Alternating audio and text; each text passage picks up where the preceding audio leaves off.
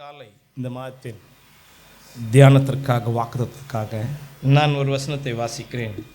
யோவான் எழுதிய சுவிசேஷம் 16ஆம் அதிகாரத்தை திறந்து வைத்துக்கொண்டு நான் வாசிக்கிறேன். 33 என்னிடத்தில் உங்களுக்கு சமாதானம் உண்டாயிருக்கும் பொருட்டு இவைகளை உங்களுக்கு சொன்னேன். நாம் இந்த கடைசி பார்த்து வாசிக்க போகிறோம்.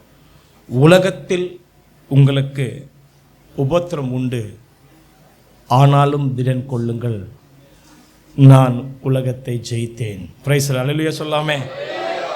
உலகத்தில் உங்களுக்கு உபத்திரம் உண்டு, ஆனாலும் திடன் கொள்ளுங்கள், நான் உலகத்தை ஜெயித்தேன் என்ற அந்த உலகத்தில் உங்களுக்கு உபத்திரம் உண்டு தான் நம்ம எல்லாம் சேர்ந்து படிக்கலாமா? உலகத்தில் உங்களுக்கு உபத்திரம் உண்டு, ஆனாலும் திடன் கொள்ளுங்கள், நான் உலகத்தை ஜெயித்தேன். ஹல்லேலூயா. இந்த மாதத்தின் வாக்குத்தத்தம் திடன் கொள்ளுங்கள், நான் உலகத்தை ஜெயித்தேன். திடன் கொள்ளுங்கள், நான் உலகத்தை ஜெயித்தேன்.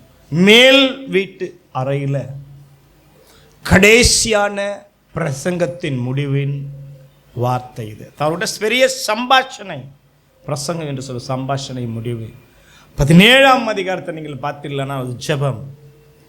17ஆம் அதிகாரத்தின் முடிவில் கெத்செமனேக்கு போகிறார். 18 கெத்செமனேக்கு போகிறார். இந்த 13லேருந்து இதுவரைக்கும் அந்த மேல் வீட்டு அறையில் நடந்த சம்பவம் தான். தன்னை சீஷன் இடத்துல எல்லாமே சில காரியங்கள் சொல்லிட்டார். அவளை பாதத்தை கழுவி அவளுக்கு திருவிருந்து ராபோஜனம் கொடுத்து சில உபதேசம் சொல்லி முடிச்சு, நானே நல்ல திராட்சை சொல்லி முடிச்சு இந்த 16ஆம் அதிகாரத்தில் சொல்லிட்டு சொன்னார், நான் திடன் கொள்ளுங்கள், நான் உலகத்தை ஜெயித்தேன். 2 சொன்னார், உலகத்தில் உங்களுக்கு உபத்திரம் உண்டு, திடன் கொள்ளு. கடைசியாக போகும்போது என்றைக்குமே வேதம் சொல்லுது, ஆபிரகாம் அவர் ஆசீர்வதித்த மாதிரி சொல்லலை, ஆனால் யாக்கோபு தான் தன் பிள்ளைகளை எழுதியிருக்கு. ஆபிரகாம் செஞ்சு தான் ஈசாக் செஞ்சிருப்பார், யாக்கோபு. ஆனால் யாக்கோபு தன் வாழ்நாள் முடிக்கும் போது தன்னுடைய 12 பிள்ளைங்களையும் கூப்பிட்டு ஆசீர்வதித்தார். அதே ஸ்டைலில் தான் மோசே தன் வாழ்க்கையை முடிக்கும்போது முடிக்கும்போது 13 கோத்திரத்தையும் ஆசீர்வதித்துட்டு போனார். பின்னாளிலே தாவீது தன் வாழ்க்கையை முடிக்கும்போது தன் பிள்ளைக்கு உபதேசம் சொல்லிட்டு அவர் ஆசீர்வாதம் சொல்லிட்டு போனார். ஆனால் ரட்சகராக இயேசு கிறிஸ்து முடிக்கும்போது, நீ நீர் ஊற்று, நீ கனித்திருந்த திராட்சை செடி, நீ இப்படி இருப்ப, உன் பிதாக்கள் ஆசீர்வாதம் மேற்பட்டு இருக்கிறது, அது உச்சந்தலை வந்து இறங்கும், அது விசேஷமான இறங்குன்னு சொல்லிட்டு அப்படியேப்பட்ட அந்த ரட்சகர் தன் சீஷனுக்கு ஏறத்தாழ 3 வருஷம் இருந்த அந்த 11 பேருக்கு சொல்லி முடிக்கிறாரு. முடிக்கும்போது போகும்போது கடைசியாக ஏதாவது ஒன்று கொடுத்துட்டு போவாங்க. ஊருக்கு போகும்போது இல்லை சாகும்போது அந்த காசு சொல்லுவாங்க, இவ்வளோ சொத்து வச்சிருப்பா, நகை வச்சிருப்பா. அந்த டைமில் இந்த வீட்டில் இருக்க பெரியவங்க சொல்லிட்டு போவாங்க, இவங்ககிட்ட கடன் கொடுத்துருக்கேன், இவ்வளோ கொடுத்துருக்கேன், அம்மா கொடுத்துரு, இதை கொடுத்துரு. அந்த காலத்தில் வாய் மொழியில் சொல்லிட்டு போயிருக்காங்க. எனக்கு பார்த்து அவன் நகை வச்சிருக்கேன், அங்கே வச்சிருக்கேன்னு. நான் கர்த்தராகிய இயேசுக்கு சொல்லும்போது முடிக்கும்போது சொல்கிறாரு, உபத்திரம் உண்டு. இதுதான் விஷயமே, உபத்திரம் உண்டு. பைபிள் சொல்லுது, பி போல்ட், திடன் கொள்ளுங்கள். அவன் வேற யாரையும் முன்னே வச்சுட்டு போல, நான் உலகத்தை ஜெயிச்சேன். ஹல்லேலூயா. இதுதான் முக்கியம். சீஷனுக்கு மாத்திரமல்ல, நான் ஜெயித்தேன். அவர்தான், அவருடைய ஜெயம்தான் நம்முடைய வாழ்க்கையை மாற்றும், நம்முடைய உபத்திரத்தை மாற்றும், நம்முடைய சூழ்நிலையை மாற்றும். நாம் அறியணும் நம்முடைய ஜெயம். கடந்த நாட்கள் நம்முடைய அனுபவம், கடந்த நாட்கள் யாரோ ஒருத்தருடைய வெற்றி, யாரோ ஒருத்தர் சம்பாதிச்சது நம்முடைய வாழ்க்கையை மாற்றத்தை கொண்டு வராது என்றுதான் இயேசு சொல்லிட்டு போனார். யாருடைய வெற்றி உன் வாழ்க்கையை மாற்றும், யாருடைய வெற்றி உன் வாழ்க்கையை மாற்றும், உபத்திரத்தை மாற்றும் என்று நான் சொல்ல விரும்பவில்லை.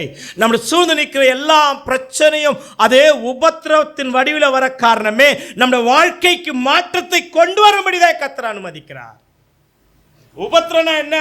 It's a tool of God. தேவன் அந்த ஆயுதத்தை வச்சு நம்முடைய உள்ளான வாழ்க்கையை மாற்றத்தை கொண்டு வரும்படியாய்.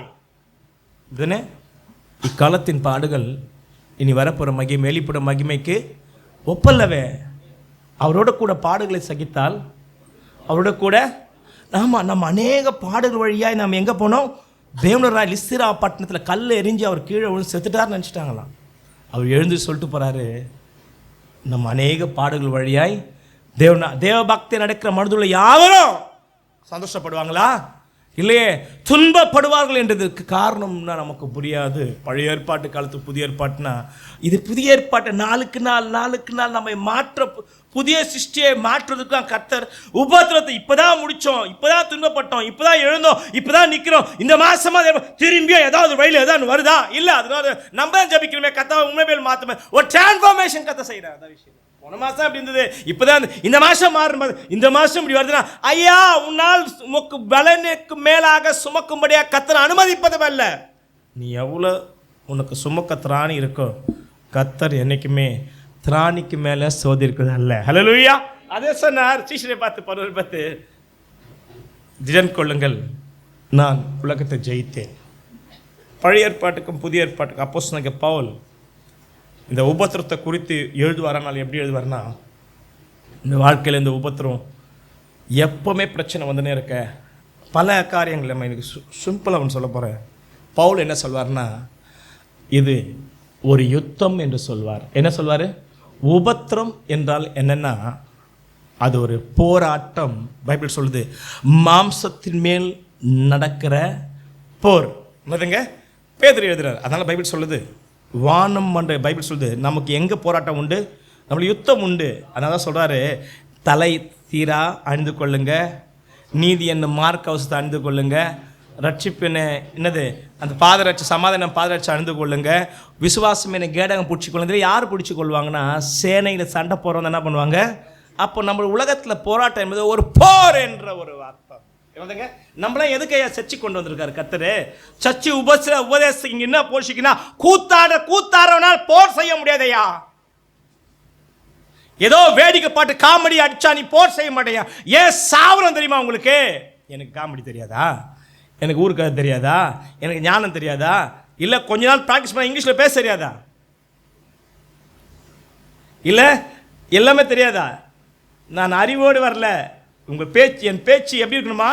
அப்போ சார், உங்கள் ஞானத்தை நிற்கக்கூடாது, விசுவாசம் நிற்கும்படியாய். அப்படி பேசினா நீங்களால் பாவத்தை ஜெயிக்க முடியாது. அப்படி பேசினா உங்களால் இன்றைக்கு ஒரு வேளை இருக்கலாம், நீ புல்லால மனுஷன் பலப்பட முடியாது. கர்த்தருடைய சத்தத்தை கேட்டு, ரெவலேஷன் கேட்டு நான் சொன்னாதான், நான் உடைஞ்சாதான் உங்களால் இந்த உலகத்தில் போர்க்களத்தில் ஜெயிக்க கர்த்தர் கிருபை செய்வார். நம்ம உலகத்தில் நிற்கிறோமே, நம்மளால போர் போர் அப்படிதான் அந்த பைபிள் சொல்லுது. இன்றைக்கு நான் உபத்திரம் உண்டு, நான் ஜெயித்தேன். இப்போ நான் 2 காரியம் தான் சொல்ல போகிறேன். ஒரு கிறிஸ்தவ வாழ்க்கையில் நமக்கு யுத்தம் இருக்கு. 2 தான் நடக்கணும். 1 தோல்வி, 1 வெற்றி. 1 வீழ்ச்சி, 1 எழுச்சி. 1 விழுந்து கிடப்பது, 1 எழுந்து ஓடுவது. இதுதான் 2. ஆனால் வேதம் சொல்கிறது, நம்ம விழுந்து போவதற்காக கர்த்தர் நம்ம அழைக்கலை, நம்ம ஊன்ற கட்டப்படுவதற்கு தான் கர்த்தர் அழைச்சிருக்கார். நம்ம உடைத்து போடுவதற்காக கர்த்தர் அழைக்கல, கட்டப்படும்படியே அவர் மேலே ஆவியில மாளிகை பரிசுத்தமாக எழும்பும்படியாக கர்த்தர் என்ன பண்ணியிருக்காரு? நம்ம அழைச்சிருக்கிறார். இப்போ இந்த பைபிள் இந்த மாதம் என்ன சொல்ல போறேன்னா, 1 நமக்கு உபத்திரம் உண்டு, உங்களுக்கு போராட்டம் போர் உண்டு, திடன் கொள்ளுங்கள், நான் உலகத்தை ஜெயித்தேன். இந்த 8 மாதம் தாய் பிள்ளையோட போராடி இருக்கலாம், மாமியார் மாமனாரோட போராடி இருக்கலாம், மாமனார் போராட்டம், மருக போராட்டம், குடும்ப போராட்டம், பொருளாதார போராட்டம், வேலை மேலே போராட்டம், அங்கே போராட்டம். ஏன் உங்களுக்குள்ளே உங்களுக்கு போராட்டம்? மாம்சத்தின் போராட்டம். செய்யக்கூடாது என்று நீங்கள் தீர்மானம் எடுக்கிறது செஞ்சிருங்க, பார்க்கக்கூடாது நினைக்கிறத பார்க்குறோம், பேசக்கூடாது நினைக்கிறோம் பேசுகிறோம், செய்யக்கூடாது நினைக்கிறோம், நம்ம செய்கிற நமக்குள்ள போராட்டம். வேதம் சொல்லுகிறது, நான் உலகத்தை ஜெயித்தேன். 2 காரியத்தை நான் சொல்லுறேன், செய்திக்கு போகலாம். வெற்றி தோல்வி, இதுதான் வேதம் கற்றுக் கொடுக்கிறது. பழைய ஏற்பாட்டு முழுவதும் யுத்தத்தை குறித்து எழுதியிருக்கிறது. அந்த யுத்தத்தில் வெற்றியும் உண்டு, தோல்வியும் உண்டு. தேவச்சனம் எல்லா அன்னத்தை ஜெயிச்ச மாதிரி வேதங்கள்ல பரிசுத்த வேதம் எழுதி திறந்து பார்த்தீங்கன்னா, இஸ்ரேல் மக்கள் தோத்தது போல யாரும் தோத்ததே கிடையாது.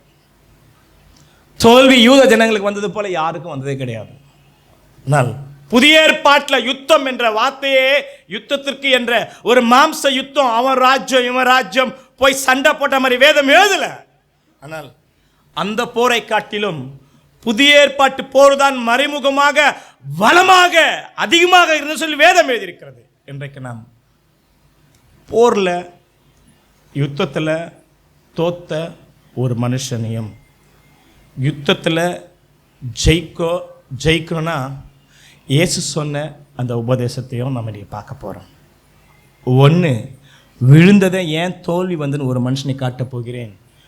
ஜெயிக்கணும்னா இயேசு என்ன சொன்னார்னா, நான் உலகத்தை ஜெயித்தேன். இயேசு கிறிஸ்து எப்படி உலகத்தை ஜெயித்தார், இதுதான் நமக்கு வாழ்க்கை. அதை மாத்திரம் நம்ம தெரிஞ்சு கொள்வோமானால் தோல்வி நமக்கு கிடையவே கிடையாது. நான் சொல்கிறேன், தோல்வினா உபத்திரம் உண்டு, ஆனால் தோல்வி கிடையாது. நல்ல கவனிங்கள். நிந்தை உண்டு, தோல்வி கிடையாது. அவமானம் உண்டு, தோல்வி கிடையாது.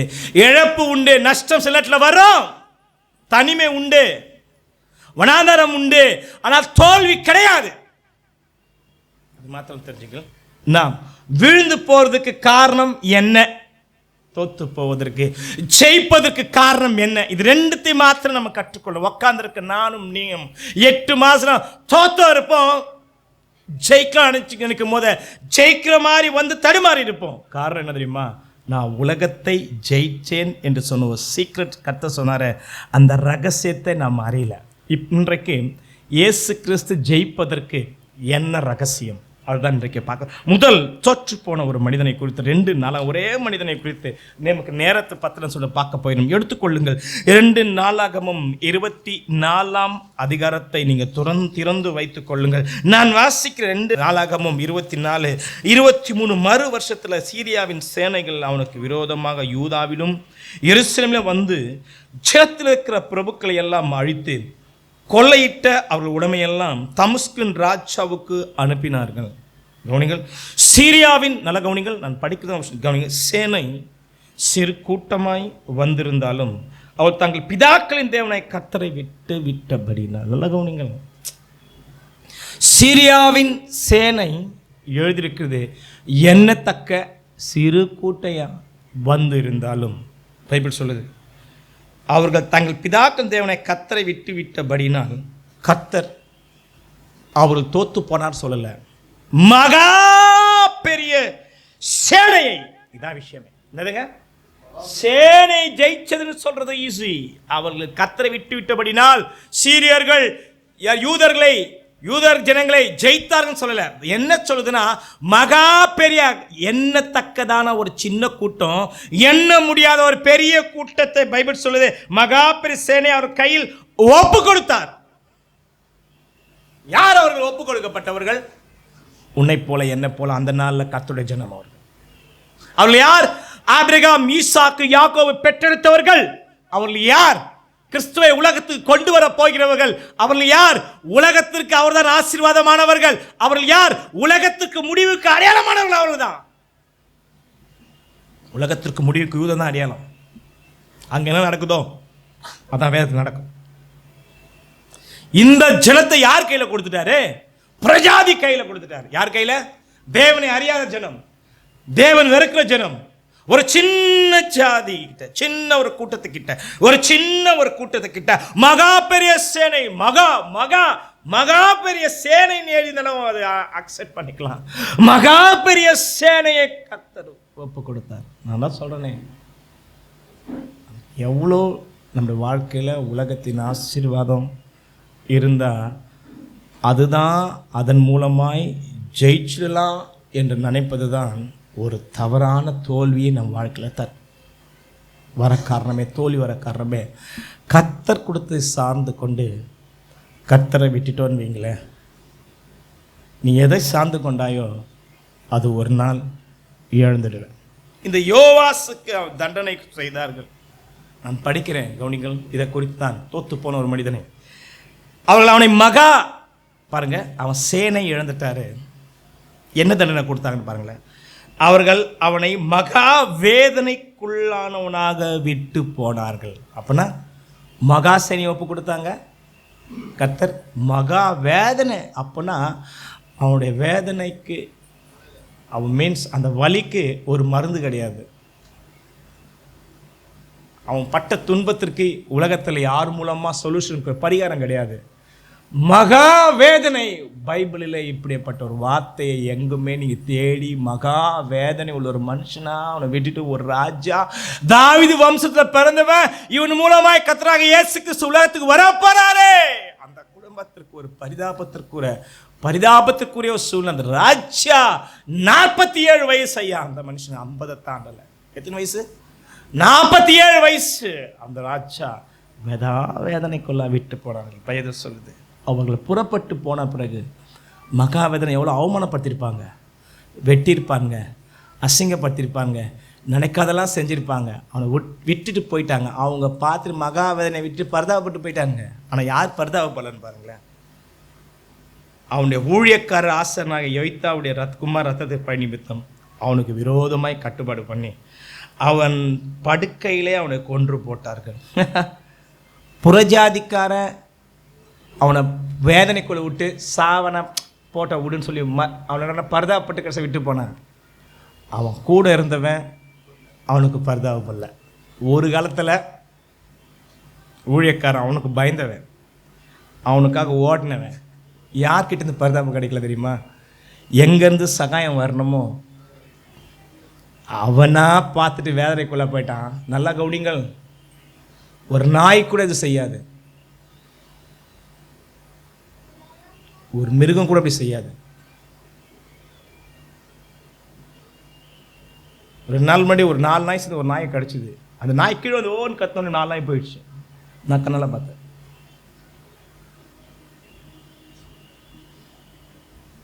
ஒரு மனுஷன் செத்து போனான். ஏன் கர்த்தர் இந்த காரியத்தை அனுமதிச்சார்? அந்த மனுஷன் முடிவு எப்படி பரிதாபத்திற்குரிய முடிவு. இப்படிப்பட்ட முடிவு மோசமான ஆகாப்புக்கு வரல. வேத்திர மோசமன் ராஜாவுக்கு மனசாய்க்கு முடிவு இப்படி வரல. அவன் சாதாரணமாக செத்தான், கொலை செஞ்சு சாவல. பைபிள் அநேக விதவை ஆவதற்கு காரணமாக இருந்த அநேக விக்கிரார் தேவனுடைய ஆலயத்தை பூட்டி போட்டு தேவனுடைய ஆலயத்தை விக்கிரத்தை வச்ச ஆகாசின் முடிவு அப்படி கிடையாது. சிலருடைய முடிவு தான் மோசமானது. யோவாசின் முடிவும் யோராமின் முடிவும் அகசியாவின் முடிவு தான் கொஞ்சம் மோசமானது. ஆனால் இன்னும் ஒரு முடிவு தெரியுமா இவனுக்கு? இதை பற்றி நான் இது கூட நான் வருத்தப்படல. ஆனால் மனாசா பேரை கூட எதுல? மத்தேயு சுவிசேஷத்துல இயேசுவின் பிறப்புல எழுதிருக்கு மனாசே. ஆனால் இயேசு கிறிஸ்துவின் பிறப்புல யோவாசை குறித்து எழுதல. படிச்சு பாருங்க, யோவாசை குறித்து எழுதியது. இவன் பேர் யோவாஸ்.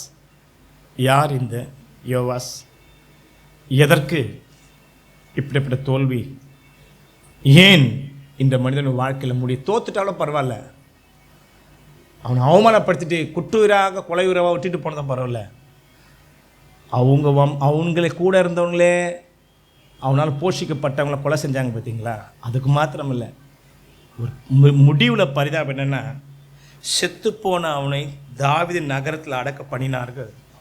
ஆனாலும் எதிர்காலத்தை குறித்து என்றைக்குமே கணிக்காதீங்க பிரதர். இவன் நினச்சிருப்பானா எதிர்காலத்தை குறித்து என்றைக்கு நான் அப்படி இருப்பேன் சொல்லி நான் கணிக்காதீங்க பிரதர். நாளை குறித்து அருண் தேவசாக இருந்தாலும் சரி, என் பிள்ளை இருந்தாலும் சரி, உட்காந்துருக்கு யாராக இருந்தாலும் சரி, பாடுறவங்க வாசி யாராக இருந்தாலும் சரி, எதிர்காலம் இப்படி இருக்குன்னு கணிக்காதீங்க. ஆனால் எதிர்காலம் இன்றைக்கு நான் கர்த்தரை விட்டேனா எதிர்காலம் எப்படி வேணா இருக்கும், அதான் விஷயமே. சில நேரங்களில் திருமணத்திலும், சில நேரங்களில் சூழ்நிலையிலும், சில நேரத்தில் ஆஃபீஸ்லையும் காலேஜ்லையும் கர்த்தரை பிடிச்சு வாழ்வேன் எங்கே நம்ம சாட்சியா நிற்கணுமோ அங்கே சில சூழ்நிலைக்காக நம்ம கர்த்தரை விட்டுருவோம்.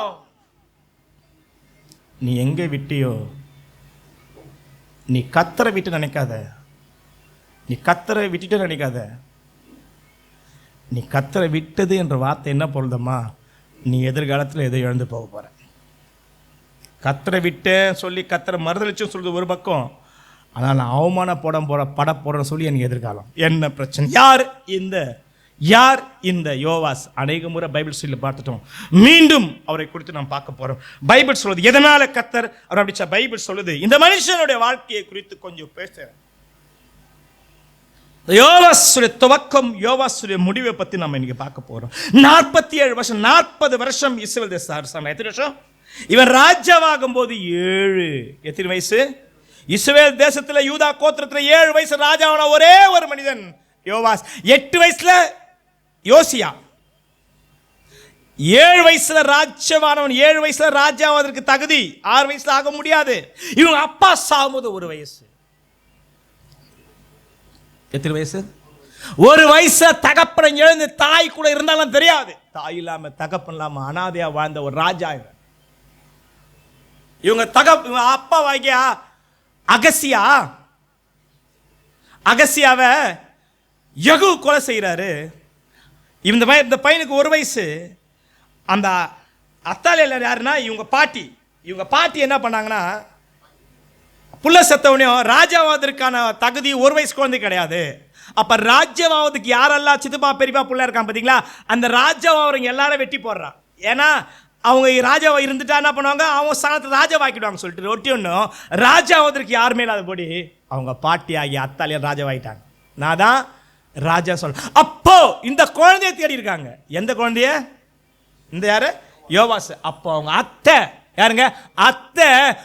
அத்தையும் மாமன் என்ன பண்ண, அந்த குழந்தைய களவாய் எடுத்துக்கொண்டு போய் 6 வருஷம் மறைச்சு வளர்த்தாங்களா? எத்தனை வருஷம்? 6 வருஷம். நீ கவனிங்கள், அவன் பிறப்பில் அந்த குழந்தை தொடக்கம் பாருங்களேன். தாய் இல்லாமல், தகப்பன் இல்லாமல், வெளி உலகத்துக்கு 6 வயசு நடந்து பேசலை, மறைச்சி. பைபிள் சொல்லுது அவங்க சந்தோஷம் ஒரு தனியாக ஒரு ரூமில் அவனை வளர்த்து தன் அத்தை மாமா வளர்த்தாங்க. அது மாத்திரமல்ல, அதை வளர்த்தவங்க எப்படி வளர்த்துருப்பாங்கன்னா, தாங்களை உயிரை பணைய வச்சு வளர்த்துருப்பாங்க. எப்படி வச்சுருப்பாங்க? ஏன்னா இந்த குழந்தைய களவாய் கொண்டு போயிட்டாங்க. யோய்த்தாவும் அவங்க யோசாபியத்தை அவங்க அத்தையும் தெரிஞ்சிச்சுன்னா, அத்தாளை என்பது ரத்தம் சிந்துவதற்கு ஈஸியாக, நான் வெட்டி கொலை செய்வதற்கு ரொம்ப மோசமான அவன் ஆகாப் குடும்பத்திலிருந்து வந்தவள். மறைச்சு வைத்து தேசத்தின் ஜனமே அந்த நாளில் மௌனமாக இருந்தாங்க.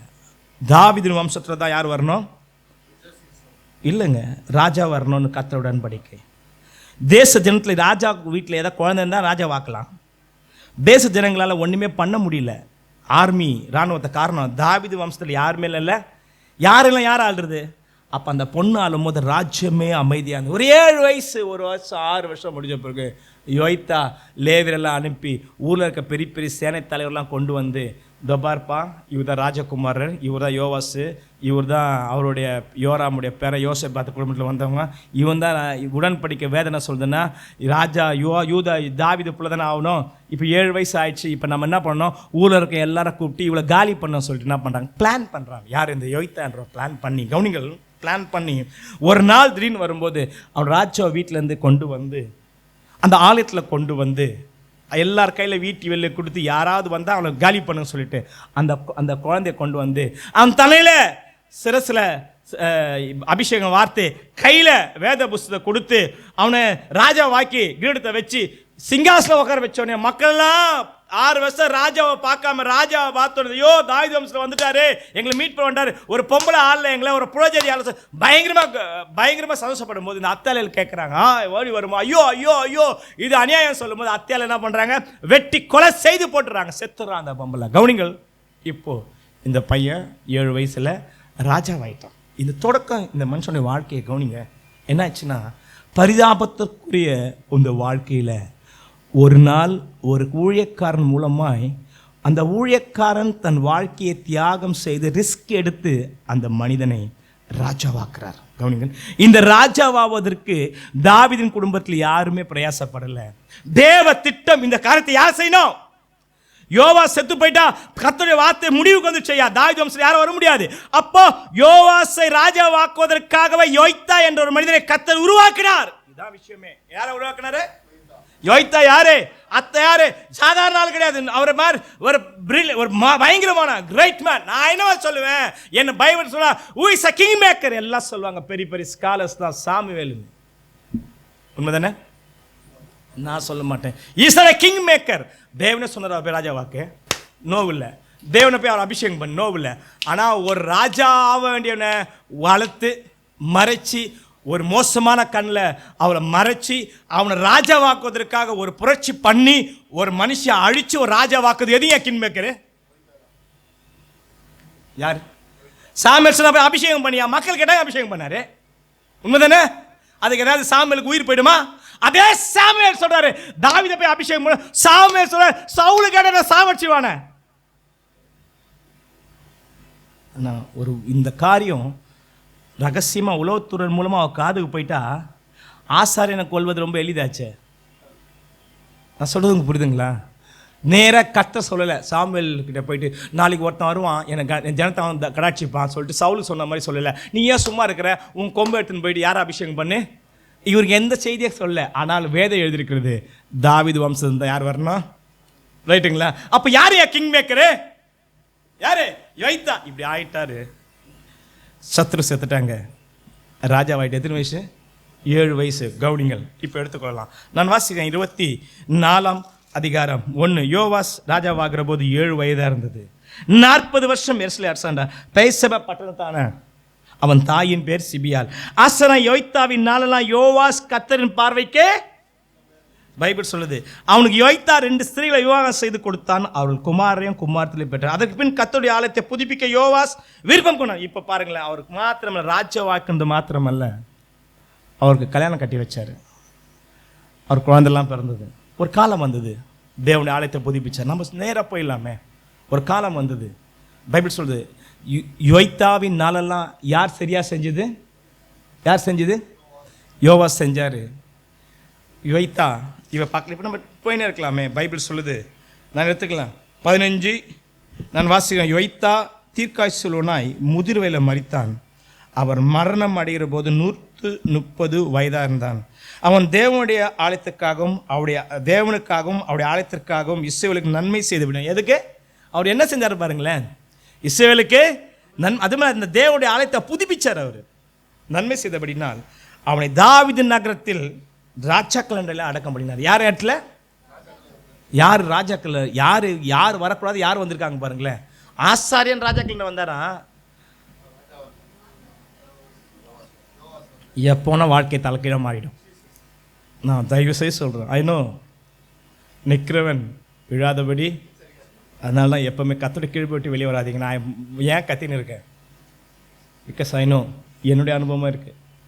எத்தனை பேர் பார்த்துருக்கேன். வேற்று எதுக்கு அப்போ சொல்லுது, செத்துட்டாரு. செத்த பிறகு 17 யோய்தா மரணம் அடைந்த பின் யூதாவின் பிரபுக்கள் வந்து ராஜாவை பணிந்து கொண்டார்கள். யாருங்க? தலைமை மாறுது. இப்போ தலைமை மாறல, நடத்தினவங்க மாறுறாங்க. யாருங்க? ஒரு காலத்தில் யோவாஸ் நடந்து யார்?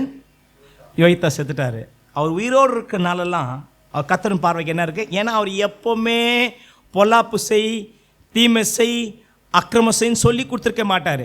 எப்பவுமே கர்த்தருடைய பார்வைக்கு செம்மையாதை யோவாஸ் செய்ய காரணமே யோய்தா அவரை போய்த்தது. இதான் ரைட்டு. அவர் திருமணம் செய்து வச்சாரு. வாழ்க்கை அந்த மனுஷன் அப்படியே கீழ்ப்படிஞ்சாரு. அந்த ஆலயத்தை புதுப்பிச்சாரு. உண்டி அவர் மூலம் தான் வந்தது. எல்லாமே உழைஞ்சது, எல்லாம் பண்ணி என்னென்ன பண்ண எல்லாம் பண்ணாங்க. இப்போ செத்து போன பிரபுக்கள் வந்தாங்க. வந்தவனை பைபிள் சொல்லுது, அவள் செவி கொடுத்தான். அப்படியே அவர்கள் தங்கள் பிதாக்கள் தேவனை கத்தின ஆலயத்தை விட்டு விட்டு, கவனிங்கள், விட்டு விட்டு எது வந்து விடுதோம் பார்த்தீங்களா? தோப்பு விக்கிரங்களை சிலைகளையும் செவித்த. அப்பொழுது அவள் செய்த இந்த குற்றத்தை நிமித்த யூதாவின் மேலே கடும் கோபம் உண்டது. எது முந்தது? என்றைக்குமே கர்த்தர் ஒரு ஊழியக்காரன் எதற்கையா வச்சிருக்கா தெரியுமா? ஐயா நான் ஊழியம் செய்கிறேன், நான் கத்தரை அழிச்சாருன்னா அவன் முதல்ல என்ன ஓடி ரோட்டில் டாக்ஸ் கொடுக்குறது கிடையாது, ரோட்டில் கத்துறது கிடையாது. நல்லா கவனிங்கள். ஃபஸ்ட்டு எனக்கு கத்தரை உங்களை அழைச்சி கத்தரை ஊழியம் செய்கிறேன். ஃபஸ்ட்டு நீங்கள் தான் உங்கள் வாழ்க்கை. உங்கள் வாழ்க்கை தான் ஃபஸ்ட்டு. அவருக்கு எது இம்பார்ட்டன்ட்? என் குடும்ப வாழ்க்கை இம்பார்ட்டன்ட், என் பர்சனல் லைஃப் இம்பார்ட்டன்ட். அப்புறம் தான் பைபிள் சொல்லுது எதுக்காக அழிக்கிறாங்க. அவள் தம்மிடத்திற்கு திரும்பும் பண்ண என்னது? கர்த்தர் அவரிடத்தில் தீர்க்க அனுப்பார். ஊழியக்காரன் எதுக்கு அனுப்புறாருன்னா மக்கள் யார்கிட்ட திருப்பணும்? எது? என் இடத்துல திருப்பிக்கணும். உங்களை யாருக்கு திருப்பிக்கணும்? யோசுவா ஏங்க உங்களை யாருக்கு திருப்பணும்? யார்கிட்ட திருப்பணும்? ஒரு வயசுலேருந்து ஏறத்தாழ ஒரு 40 வயசு வச்சுக்கலாமே. அவர் செத்து 5 வருஷம் இருக்கலாம்னு வச்சுங்களேன். இந்த 40 வருஷத்துக்கு மேலாக யோய்தா என்ற ஒரு மனுஷன் செய்தது யாருக்கு தெரியும்? யோவாஸ் தெரியும். எது கற்றுக் கொடுத்தாருன்னு யாருக்கு தெரியும்? யோவாஸ் தெரியும். எது ரைட் என்றால் அவர் என்னையா யோய்தாவின் உபதேசம் தெரியுமா? விக்கிரகாராதனை என்பது பாவம் என்பதா உபதேசம். அந்த நாளில் பெரிய உபதேசம். விக்கிரகாராதனை பாவம், தேவனை மாற்ற நாம், அவர் ஒருவரே தேவன். இதுதான் மெயின் வார்த்தை. எனக்கு யூகண்டா எதுவுமே செய்யக்கூடாது. தோப்பு விக்கிரங்களுக்கு பைபிள் சொல்லுது அது தம்மிடத்து திரும்படி திரசாட்சியை கடிந்து கொண்டார். நேரம் போல ஆனாலும் அவள் செவி கொடுக்கவில்லை. கவனிங்க, கதை மாதிரி. யார் செவி கொடுக்கல? ராஜா செவி கொடுக்கல. பிகாஸ் இன்னைக்கு தோப்பு விக்கிற வந்தது யாரால? ராஜா இல்லை அவனை அழிடான்னு சொன்னா யோசியாவால் எல்லாமே அழிக்க முடிஞ்சது, காரணம் ராஜா. ஆசாவால் எல்லாம் பலிபீடத்தை உடைக்க முடிஞ்சது, காரணம் ராஜா. அதுங்க மனாசாவில் எல்லாம் பலிபீடமாக உள்ளே வந்தது, காரணம் அவன் ராஜா. ரைட்டுங்களா? ஒரு ராஜா கிட்ட என்ன இருக்குது? அது யாசை சொல்கிறார், யாராவது விக்கிரகம் பண்ணால் அவனை கொலை செய்யப்படுவான்னு சொன்னார். ரைட்டா?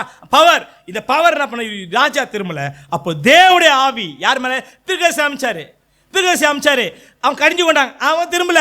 அப்போ யாரோட? அப்போ தேவனுடைய ஆவி ஆசனாக யோய்த்தான் யார் மேலே வருது பாருங்களேன். யார் மேலே வந்தது? யார் மேலே?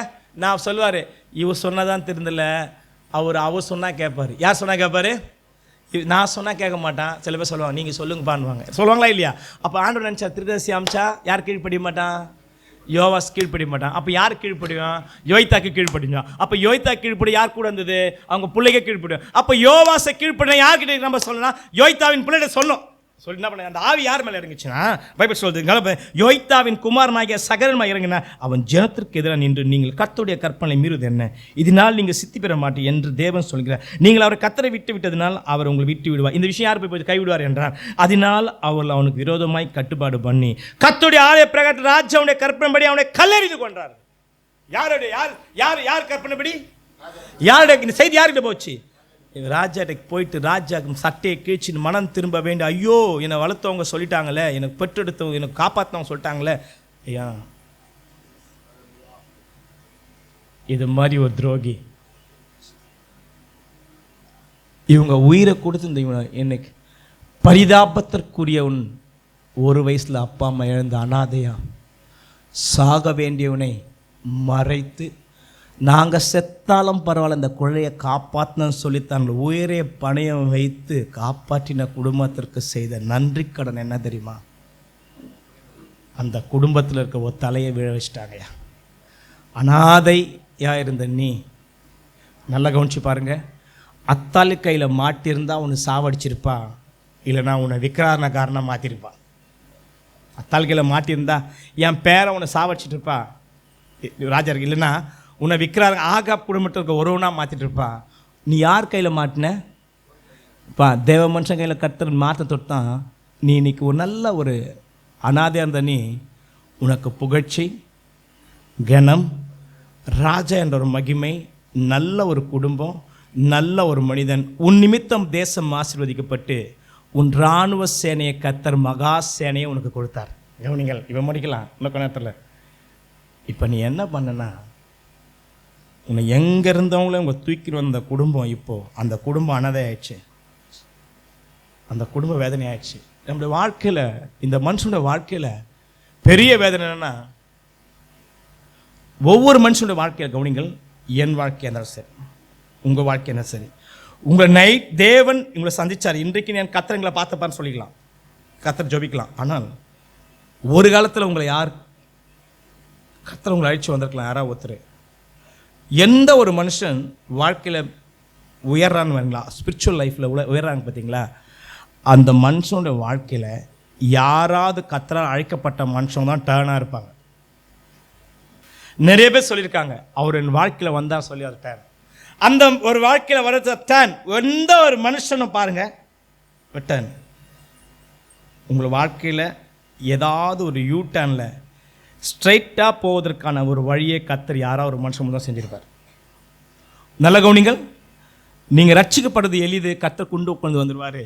ஆனால் சத்தியம் என்பதை கட்டி உங்களை உயர்த்தி, சாதாரண எத்தனையோ பேர் ரட்சிக்கப்படுறாங்க, எல்லாரும் மேன்மை அடைவது கிடையாது. எத்தனை பேர் ரட்சிக்கப்படுறாங்க, எல்லாரும் மகிமை பெற்றது கிடையாது. எத்தனை பேர் வராங்க, எதுவுமே கிடையாது. ஆனால் இங்கே பார்த்தீங்கன்னா இந்த யோய்தா என்பவன் யோவாசின் வாழ்க்கையை பிரதானமான இடத்துல இருந்தார். ஐயா அவன் ராஜா, அவன் சொல்லிருக்கலாம், ஐயா நான் யூதா கோத்திரத்தில் பிறந்தேன், நான் ராஜா தான் ஆவேன், ரைட். ஆனால் நீ ராஜாவாகும் போது ஒரு 40 வருஷம் வரைக்கும் நீ நல்லவனா வாழ்ந்துருக்க முடியாது. யோசேபாத் நல்லவன் தான், அவன் போல யோராம் எப்படியாப்பட்டவன்? யோதாம் நல்லவன் தான், அவன் பிள்ளையாக ஆகாஷ் எப்படிப்பட்டவன்? எசக்கியா நல்லவர் தான், அவன் பிள்ளையாக மனாசை எப்படிப்பட்டவங்க? காரணம் ஏன் இவங்க மோசமானவங்க தெரியுமா? அவங்க வாழ்க்கையில் யாரோ ஒருத்தர் யோய்தா போல் ஒரு மனிதர்கள் மனாசா வாழ்க்கையில் இருந்திருந்தா, ஆகாஷ் வாழ்க்கையில் இருந்திருந்தா, யோராம் வாழ்க்கையில் இருந்திருந்தா அவங்க அப்படியேப்பட்ட காரியத்தை செஞ்சிருக்க மாட்டாங்க. நான் சொல்கிறது புரியுதுங்களா? சில நேரங்களில் சில டூல் நான் சொன்னேன். அந்த நேரத்தில் ஒரு மனிதன் கர்த்தருடைய அவர் சகரியா தனியாக உபதேசம் பண்ணல. சகரியாவின் மேலே சகரியா தீர்க்கதரிசி கிடையாது. அவர் சாதாரண பலிபீடத்தில் பலி செலுத்துகிற ஒரு ஆசாரியனையா. சும்மா இருந்த சங்க சொல்லுவாங்களே அது மாதிரி கர்த்தர் சும்மா இருந்த மேலே ஆவி இறங்கினோனையும் அவரா பேசினாரு.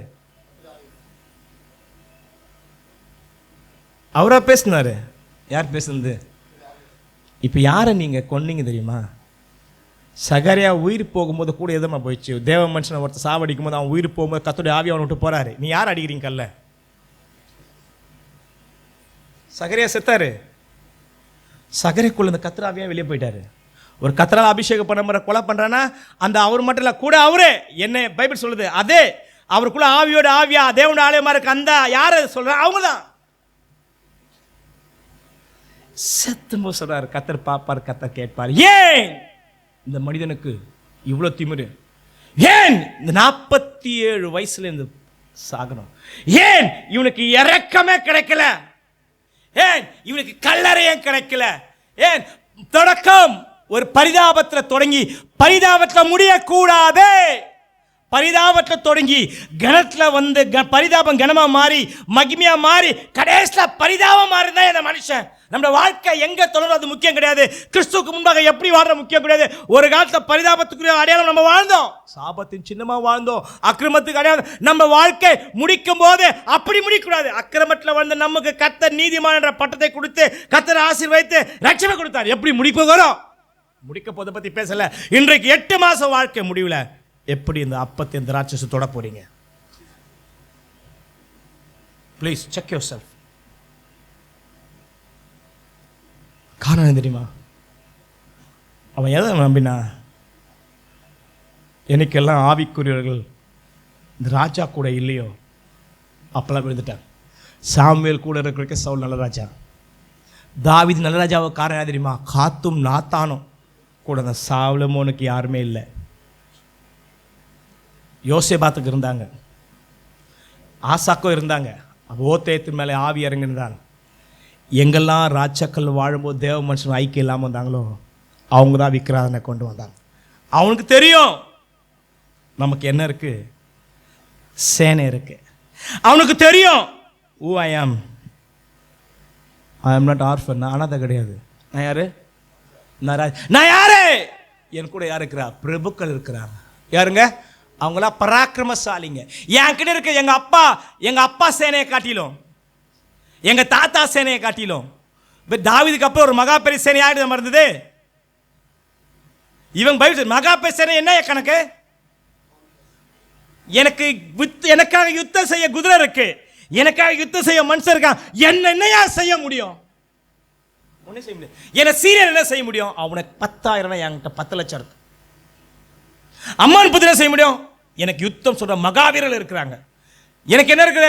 எனக்கு எல்லாம் இருக்காங்க. எதை நம்பின? எங்கேயா அவனுக்கு தைரியம் வந்தது? நான் சொல்லட்டுமா சிம்பிளா? அவனை கல்லெறிய கொள்வதுக்கு யோவாஸ்க்கு சுய புத்தியே கிடையாது. யோவாஸ்க்கு ஒரு கெட்ட புத்தி என்னன்னா, யாராவது பேச்சை கேட்டா வாழ்வான். அன்னைக்கு யார் பேச்சு கேட்டு வாங்கினாரு? யோகித்தா. அதுக்கப்புறம் யார் பேச்சு கேட்டு மாறினாரு? பிரபுக்கள். இப்போ இந்த கல்லறியும் சொன்னோடனே உடனே யாரும் திடீர்னு நேராக போய் ராஜா செய்தி போயிருக்காது.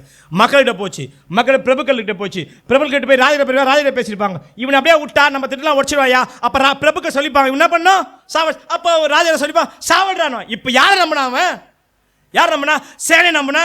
அதுக்கப்புறம் யார் நம்பினா? பல நம்பினா. இப்போ யார் நம்பினா? பிரபுக்கள் நம்பினா. வாசிகளை பார்க்க நான் நடிக்கிறேன். வாசிகள் 23 மறு வருஷம் சீரியான் சேனை அவனுக்கு விரோதமாக யூதா வந்து ஜனத்தில் இருக்கிற பிரபுக்களை ஃபர்ஸ்ட் யாரை காலி பண்ணாங்க?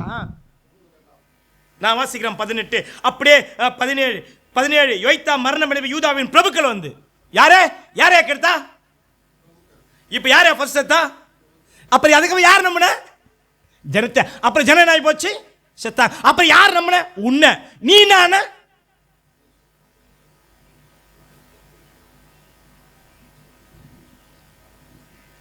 எவ்வளவு பெரிய கூட்டம் இருக்கு. நம்ம வெற்றி மறுபடியும் சொல்றேன். எனக்கு சொந்தக்காரன் 500 பேர் இருக்கிறாங்க. எனக்கு அதிகாரம் இருக்குது. நான் ஆளும் கட்சியில் பெரிய ஆள், சென்ட்ரல் கவர்மெண்ட் இருக்க கட்சியில் பெரிய ஆள்.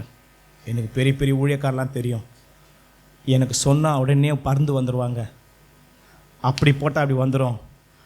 அப்படி மனதில் எது வச்சிருந்தாலும் தயவு செய்து அதை அப்படியே ஆஃப் பண்ணுங்க. எவ்வளோ பேர் இருப்பது ஒன்றே முக்கியம் கிடையாது, நமக்கு யார் நம்மோடு இருக்கிறான் தான் முக்கியம். இந்த உலகத்தில் லட்சக்கணக்கான பேர் உன்னோடு இருந்தால் ஒரு நாள் அவங்க விழுந்துருவாங்க, இல்லை அதே கூட்டம் உன்னை அடிச்சிடும். ஆனால் நீ ஆராதிக்கிற தேவன் பக்கத்தில் நிற்பில்லானால் உனக்கு விரோதமாக உருவாக்க போகிறோம் எந்த ஒரு ஆயுதம் வாய்க்காது. கரெக்டாக சொல்லாமல் இந்த மக்கள் யாரோட இருக்க பைபிள் சொல்லுது, அந்த மாதிரி செத்து போயிட்டாங்க. உனக்கு ஊழியம் செய்த மனிதருக்கு நீ உண்மையாக இல்லை. நான் கேட்குறேன் பிரதர், இந்த மனுஷன் 70 வயசு மேலே இருக்கும். ஏன்னா அவங்க யோய்த்தாவே 130, இவனுக்கு 47 வயசு. யாருக்கு? யோய்த்தாக்கு அவன் பறக்கும்போது 82 83 வயசு.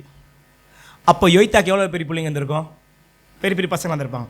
அப்போ யோய்த்தா இப்போ நம்ம பார்த்தீங்கன்னா வீட்டில் 5-6 குழந்தைங்க இருந்தால் அந்த கடைசி குழந்தைய பெரிய அக்கா வளர்ப்பாங்க, சின்ன தம்பியும் தூக்கி வச்சுருப்பாங்க. அப்போ இப்போ 2 தான், அப்புறம் 5 பேர் இருப்பாங்க. கடைசி குழந்தை இருக்காங்க, அம்மா வந்துருப்பாங்க, லைனாக குழந்தை பெற்று போட்டிருப்பாங்க, பெரிய பொண்ணு வளர்த்துருப்பாங்க, சின்ன தூக்கி வச்சு நான் பார்த்துருக்கேன். அப்போ இந்த யோய்த்தாவை இந்த குழந்தை யார் தூக்கி வச்சுருப்பானா, நிச்சயமாக சகரை என்ன பண்ணியிருப்பாங்க, இந்த சகரை ஜெபம் பண்ணியிருப்பாரு, இந்த சகரை உயிரை கொடுத்துருப்பாரு, இந்த சகரை வாழ்க வாழ்க வாழ்க ராஜா ராஜா சொல்லியிருப்பாரு, அந்த ஆலயத்தில் இருந்திருப்பாரு, அந்த அபிஷேகம் பண்ணதுக்கு வழியாக இருந்திருப்பாரு. இப்போ பைபிள் சொல்லுது அவர் யாருக்காக ஊழியம் செஞ்சிருப்பா தெரியுமா? யாருக்காக? ஐயா இந்த ராஜா இந்த குழந்தையை காப்பாற்ற யாருக்கு ஊழியம் செய்கிற? ஆண்டவருக்கு ஊழியம் செய்கிற. தாவீது வம்சத்துக்கு ஊழியம் செய்கிற. ஏன்னா தாவீது வம்சம் யார் வரப்போறா? மேசியா வரப்போற. அந்த காலத்தை ஊழியம் செய்தாங்க. இப்போ எப்ப தனக்கு ஊழியம் செய்த சகரியாவுக்கு உண்மையா இல்லையா? அவரு யாரு? யாரு? யாரு? தேவ ஊழியக்காரன் உண்மையா இல்லை. இப்போ ஊழியக்காரன் எப்படி உண்மையா இருப்பான்?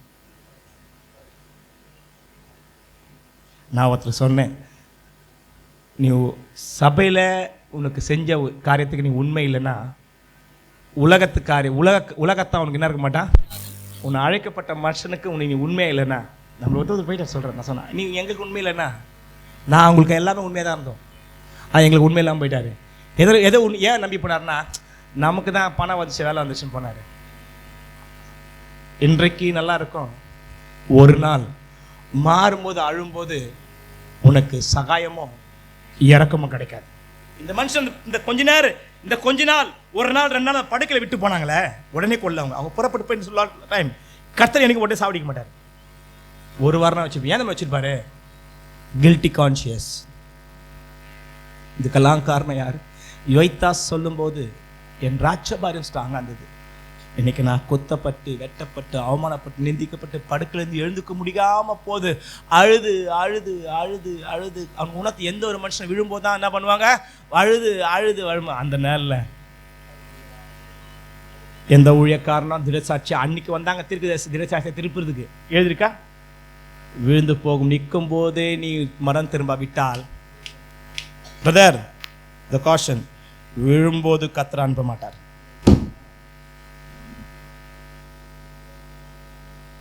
ஒடுங்கி போகும்போது மன கசக்கும் போது நோ சான்ஸ். சகாயம் கிடைக்குன்னு பார்த்தான், இரக்கம் இல்லாமல் போயிட்டான். யுத்தம் தோல்வி, எனக்கு அது கூட கிடையாது. அவன் அடக்கம் பண்ணுற இடம் கூட ஜனங்க என்ன பண்ணாங்க பார்த்தீங்களா? அவன் அடக்கம் பண்ணதற்கு தகையில்லாமல். ஐயா தோற்று போனதற்கு காரணம் என்ன? சத்தியத்தை நீங்கள் பார்த்தீங்க. உனக்கு கிடைச்ச சந்தர்ப்பத்தில் உங்கள் கிடைச்ச வாழ்க்கை, யோவாஸ்க்கு அனாதியாக அந்த ஒருத்தனுக்கு ராஜ மகிமை கிடைச்சிது. இப்போ நான் சொல்கிறேன், தகுதி இல்லாத நமக்கு ராஜ மகிமை கர்த்தர் இலவசமாக கொடுத்துருக்கிறார். நம்ம ராஜா வீட்டு பிள்ளைன்னு எத்தனை பேருக்கு தெரியும்? நீங்கள் ராஜாக்களும் ஆசாரியா இருக்கா? இயேசு கிறிஸ்து நம் பிள்ளையா இருப்போமானால் அவர் ராஜாதி ராஜா. நம்ம ஒரு காலத்து இந்த உலகத்தில் அக்கிரமத்தில் பாவத்தில் மறிச்சிருந்தோம், இலவசமா தேவ கிருபையினால் நமக்கு இந்த மீட்பு ரட்சிப்பை கர்த்தர் கொடுத்தாரு. எதுக்கு கொடுத்தாரு? நமக்கு கனம் கொடுத்திருக்காரு, நீதிமான்ற புகழ்ச்சியை கொடுத்திருக்காரு, நமக்கு எல்லாமே நித்திய ஜீவனை கொடுத்திருக்காரு. அன்றைக்கு அவனுக்கு கல்லறை கிடைக்கல, ஆனா நான் சொல்றேன், அவன் நமக்கு கல்லறை கிடைக்க வேணாம், அவர் வருகையில நமக்கு இடம் கிடைக்கணும். எஸ் நமக்கு கிடைச்ச. ஆனால் இந்த மனுஷன் எப்படி தொடங்கி எப்படி முடிச்சான் தான் முக்கியம். நம்ம தொடங்கி இருக்கிறோமே, எப்படி முடிக்க போறோம்? 8 மாசத்தை முடிச்சோம். இன்றைக்கு அந்த அப்பத்தை எப்படி தொட போறோம்? பைபிள் சொல்லுது, இவன் தோத்து போனதுக்கு காரணம் யுத்தம் செஞ்சு தோக்கல, எனக்கு வேதனையான காரணம். மறுபடியும் சொல்றேன், ஐயா இந்த உலகத்தில் நமக்கு வேதனையான காரணம் எது தெரியுமா? நம் தேவன் நம்மோடு இல்லைன்னா பரவாயில்ல, நம் தேவன் நம்மோடு இல்லைன்னா பரவாயில்ல, நம் தேவன் நம் சத்துருவோடு இருக்கக்கூடாது.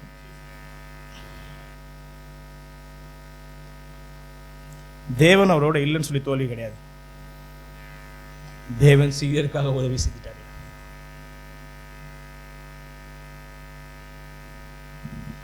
சீரியருக்கு உதவி செஞ்சிட்டாரியா. யாருக்கையா பரிதாபமா, யாருக்கையா வேதனை? யோவாசுக்கு வேதனையா? தேவனுக்கு தான் வேதனை. தன் ஜனத்தை புறஜாதி கையில் ஒப்பு கொடுப்பதற்காக கர்த்தர் எகிப்திலிருந்து கொண்டு வந்தாரே. தன் ஜனத்தை ஏதோ ஒரு புறஜாதிக்கு அழிப்பதற்காக கர்த்தர் அதுக்காக ஒப்பு கொடுத்தாரு. அவருக்கு தெரியும் இவர் சொல்லி பாருங்க, நான் சொல்லி மாத்தணும் சொன்ன. எத்தனையோ முறை சொன்னையா, சில சொல்லுவாங்க எத்தனையோ சொன்ன கேட்கலையா, போலீஸ்ல பூச்சி கொடுத்துட்டேன். இப்ப யார் ஓடிச்சது? யார் ஓடிச்சது? நான் சொன்ன என் புள்ள திருந்த மாட்டான். யார் சொன்னா திருந்துவா? அதான் பைபிள் சொல்லுது, நான் சொல்லி நீ திருந்த மாட்ட, யார் சொன்னா திருந்துவா? என்ன செய்விப்பதற்கும் அவளை சேவிப்பதற்கு வித்தியாசம் நீ அறியும்படி உன் கையில நான் கொடுத்துட்டேன்னு சொல்லி வேதம் எழுதியிருக்கிறதே. அன்பு சகோதரனே, சிஸ்டர்ஸ் அண்ட் பிரதர், தோற்று போவதற்கு காரணமே சிம்பிளாவே தேவன் உங்கள் வாழ்க்கையில செஞ்சதை நீங்க மறந்து போவதுதான். தேவன் உங்கள் வாழ்க்கையில செஞ்சது மறந்து போனதும், தேவன் உங்களுக்காக செய்து வைத்ததும் மறந்துட்டீங்க. ரெண்டு, உங்கள் பர்சனல் லைஃபுக்குள்ள கர்த்தர் செஞ்சிருக்காரு ரட்சிப்பு. அதே உங்கள் பர்சனல் லைஃப்ல கர்த்தர் என்ன கிரே கொடுத்தார், என்ன விலை கொடுத்தார் என்று நீங்கள் அறியாம இருப்பதுதான் ஃபர்ஸ்ட் தோல்வி. ரெண்டு, இயேசு சொன்னார், நான் உலகத்தை ஜெயித்தேன். என்னது? நான் உலகத்தை ஜெயித்தேன். ஒருத்தர் ரெண்டு பேர் சண்டை போட்டானுங்க. ரெண்டு பேரும் அடி சண்டை வரும்போது கீழே செத்துட்டான். யாரே ஜெயிச்சது? பாக்ஸிங் பா, ஒரு கராத்தே பா, ஒரு ஏதோ ஃபைட் பா, ரெண்டு பேர் சண்டை போறான், ரெண்டு பேர் ஜெயிக்க. தோத்தவன் யாரு? விழுந்தவன் தான் தோத்தவன், செத்தவன் தோத்தவன். ஆனா இயேசுக்கு சாக போறாரு, அப்படி ஜெயிப்பேன்னு சொன்னாரு. ஏட்டப்பா, செத்துல என்ன பண்ணுவாங்க? செத்துல என்ன பண்ணுவாமா? உண்மைதானே? உலகத்தின் நீதி ஒருத்தன் ஃபைட்ல தோத்துட்டா அது தோல்வி. ஆனா தேவ நீதி ஃபைட்ல செத்தாதான் அது வெற்றி. கரங்களை சொல்லாமே அல்லேலூயா. எத்தனை பேருக்கு தெரியும் செத்தவன் போச்சுட்டாங்கயா, அவன் திரும்பி உயிர்த்தெழல. ஆனால் நம்ம பார்த்து போச்ச இயேசு கிறிஸ்து மரித்து வந்து உயிர்த்தெழுந்தார். ஏன் அது ஜீவகாலம் எல்லாம் மரண பயத்திற்கு யாவையும் விடுதலை பண்ணும்படியாய் மரணத்தின் அதிகார பிசாசன தம்முடைய மரணத்தில் அழிக்க முடியும். இப்ப புரிஞ்சுங்க, மரணத்தின் அதிகார பிசாசன் ஜெயிக்கிறேன்னா அது மரணம் தான். அதான் இயேசு கிறிஸ்து மரித்தார். சில கேட்பா, அதுக்கு ஏன் இயேசு மரிக்கணும்? சில உலகத்தான் கேட்பான். அதுக்கு ஆன்சர், மரணத்தின் அதிகார மரணத்தை ஜெயிக்கணும். மரணத்தின் அதிகாரம் ஜீவக்காலம் மரண பயத்து உன்னை விடுதலையாக்கவும் மரணத்தின் அதிகாரம் பேச தம்முடைய மரணத்தில் அழிக்கும்படியாய். இப்ப சொன்னார், அவர் சாவதற்கு முன்பாக சொன்னாரு, அவர் படப்புற பாடுகள் அவருக்கு முன்பாக சொன்னார். பாடு, அவமானம், நிந்து, அடி எல்லாமே அவருக்கு தெரிஞ்சு அவர் சொன்னாரு உலகத்தை ஜெயிச்ச. வாசிங்க நேரம் யோவான் 16ஆம் அதிகாரம் மறுபடியும் நான் வாசிக்கிறேன் 33 கடைசி. ஆனாலும் திடன் கொள்ளுங்க, நான் உலகத்தை ஜெயித்தேன். எப்ப சொன்னாரு? இப்ப அந்த சீக்கிரட்டை மட்டும் பார்க்கலாம். எப்ப சொன்னாரு? நான் வாசிக்கிறேன் 32. இதோ நீங்கள் சிதறுண்டு. யாரை பார்த்து? 11 பேர். நீங்க சிதறுண்டு அவனவன் தன் தன் இடத்துக்கு போய் என்னை தனியா விடுற. இது சொல்றாரு, நீங்க எல்லாம் போயிடுவீங்க, நான் அவங்கள நம்பி இருக்குன்னு நினைச்சிட்டீங்களா? நீங்க எல்லாரும் என்ன போயிடுவீங்க, நீங்க எனக்கு வெற்றி கிடையாது. இப்ப சொல்றேனே, இப்ப எனக்கு ஒரு டேஞ்சர் வருதுயா. ஒரு 11 பேர் தான், எனக்கு யார் ஷீல்டு? இப்ப என்ன அடிக்க வராங்க, எனக்கு 10 பேர் இருக்காங்க, எனக்கு யார் பாதுகாப்பு? அவன் நினைச்சுப்பாங்க இப்ப பிடிக்க வரும்போது இவங்க இருக்கிறதால இவங்க நினைச்சு, அதான் ஒருத்தன் கத்தியத்தை வெட்டினான். அப்ப இயேசுக்கு யார் பாதுகாப்பு? நீங்க எனக்கு வெற்றி கிடையாது. எல்லாம் விட்டு போயிட்டு காலம் வரும். அது இப்பொழுது வந்து எப்போ வந்துருக்குது? காலனா இப்போ இந்த டைம் ராக்காலம் வந்துச்சு. ஆனாலும் இதான் விஷயமே. ஆனால் நான் யார் என் கூட இருக்கா? யார் இருக்கணும்? உங்ககிட்ட யார் இருக்கணும்? எனக்கு சொல்லலாம், சின்ன சிஸ்டர் தனியாக இருக்கிறேன், சொந்தமெல்லாம் தூரம் போச்சு, பிள்ளைங்களாம் தூரம் போச்சு, இருக்கும்போதெல்லாம் 10 பேர் இருந்தாங்க, புருஷன் தூரமாக இருக்கேன், பிள்ளைகிட்டலாம் அன்பு இல்லை, நாங்கள் சகோதர எல்லாம் தனியாக இருக்கிறேனே, கர்த்தர் எனக்கு உதவி செய்ய மாட்டாங்க. சிஸ்டர், நீ தனியாக இருக்கிறனால கர்த்தர் உன்னோடு இருக்கிறார் இந்த கண் நோக்கி பாருங்க. இதை சொன்ன உனக்காக செய்தது. தனியாக போகும்போது தான் கர்த்தர் யார் என்று நீ அறிய முடியும். எலியா தனியாக போனால் தான் கர்த்தர் யாருன்னு அறியணும். பிலிப்பு தனியாக போனால் தான் பரிசுத்த ஆவியார் யாருன்னு அறியணும். பேதுரு தனியாக போயிட்டு ஒரு ஊரில் இருந்தால் தான் கர்த்தருடைய தரிசனத்தை அறிய முடியும். அப்போஸ்தலனாகிய தனியா போனாதான் வனாந்தரத்துல கர்த்தர் பாடத்தை கற்றுக் கொடுக்க முடியும். மோசே தனியா இருந்தாதான் ஒரு பெரிய காரியம் செய்ய முடியும். இத தேவ திட்டம். நம்ம நினைச்சோம் தனியா தனியா தனியா தனியா வாழ்க்கையே வனாந்தரம் போல இருக்குது, அவாந்தரம் போல இருக்குது, வேதனையா இருக்குது, துன்பமா இருக்குது, நினைக்காத பிகாஸ் தேவன் ஒரு செய்தி எதை சொல்ல போறாரு. ஐயா பைபிள் சொல்லுது, என்ன சொல்ற, என்னை எல்லாரும் விட்டு போயிடுவாங்க, எல்லாம் பைபிள் நான் தனித்தீரேன், பிதாவோட இருக்க சொல்லி சொன்னா ஜெயிச்சேன்றாரு. யாரு நம்ம எப்ப வெற்றி தோல்வி அவசரம், நீங்க இருப்பதால் நான் வெற்றி எனக்கு கிடையாது, தேவன் இருப்பதால் வெற்றி. நீங்க இருப்பதால் வெற்றி கிடையாது, தேவன் தான் வெற்றி சொல்லிட்டு இயேசு கிறிஸ்து தேவன். அப்ப நான் தனித்தீரேன். அப்போ இந்த வெற்றிக்கு காரணம் என்ன? 8ஆம் அதிகாரம் யோவான் சுவிசேஷம் நேராவே 2-3 வருஷத்தை பார்ப்போமே. 8 நான் வாசிக்கிறேன் வேகமா போய் 29. என்ன அனுப்பினவர் என்னோட கூட இருக்கிறார். என்ன அனுப்பினாரு? என்ன அனுப்பினவர்? பிதாவுக்கு பிரியமான நான் எப்போதும் செய்கிறபடினால் அவரை தனியே அங்க என்ன சொல்றாரு? நான் தனித்திறேன், பிதா.